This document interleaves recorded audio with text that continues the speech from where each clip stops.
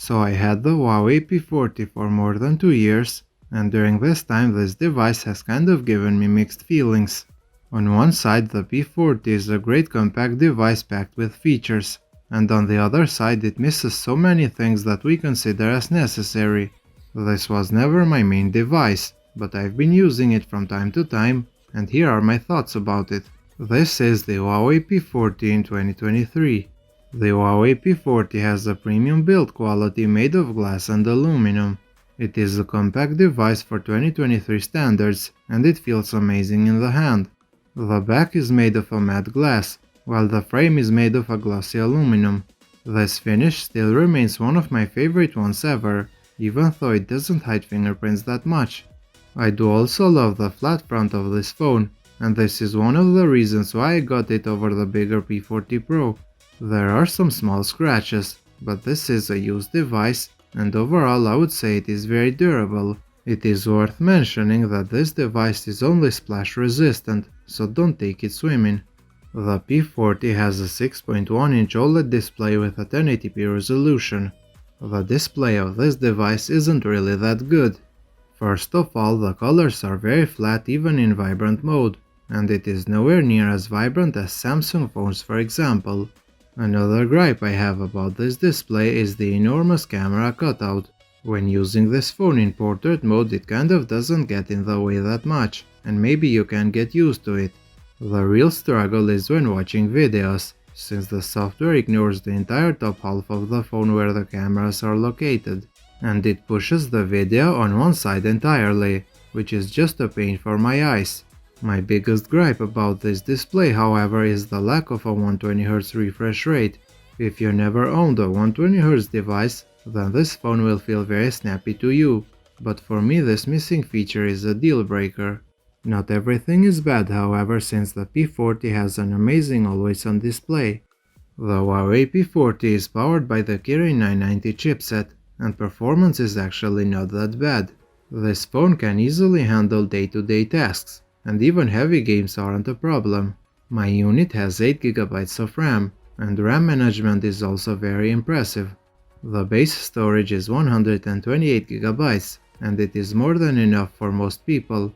If you want to add more storage, you have to buy Huawei's nano memory, since regular SD cards won't fit in the slot.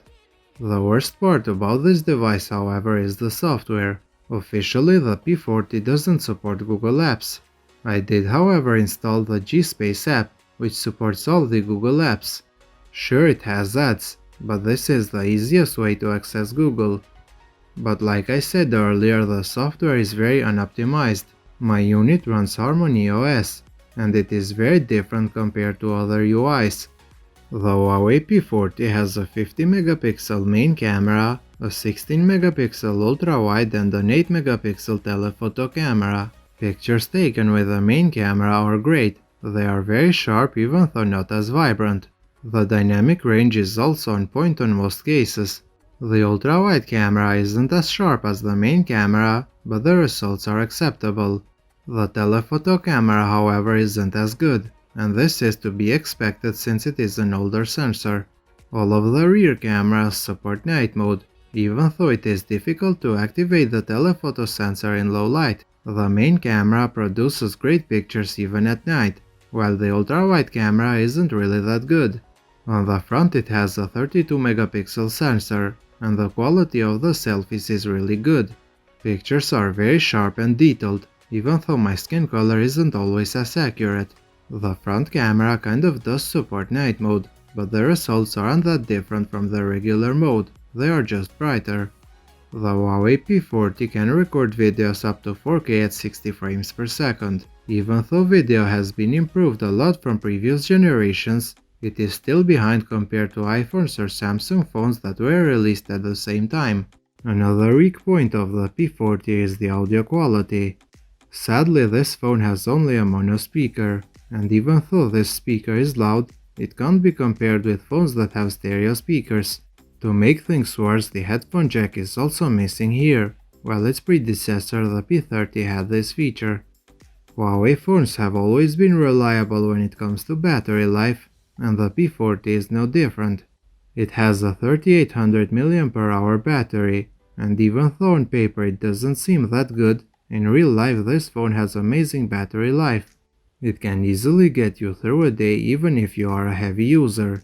Charging on the other hand in 2023 isn't as good, since it only supports 22 watts. It does also miss wireless charging. The main security feature of the P40 is the in-display fingerprint scanner, which is very fast and reliable. It does also have a face scanner, which is also incredibly fast and very secure since it does have a 3D camera. Of course, if you don't want to use them, you have always an option for a PIN or a password. So is the Huawei P40 still worth it in 2023? Honestly, I would say no, even though it isn't really a bad device. The price of this phone is around $300. For this price you have a lot of amazing phones, like the S20 FE for example. To be clear, if it had a better software and Google Apps natively, then $300 would have been a fair price for this device. At this time and in this condition, I think a fair price would have been $200. If you are a user of the Huawei P40, I would like to hear your thoughts in the comment section below. If you did enjoy this video, then please consider subscribing to my channel. Thank you for watching, and I'll see you in the next one.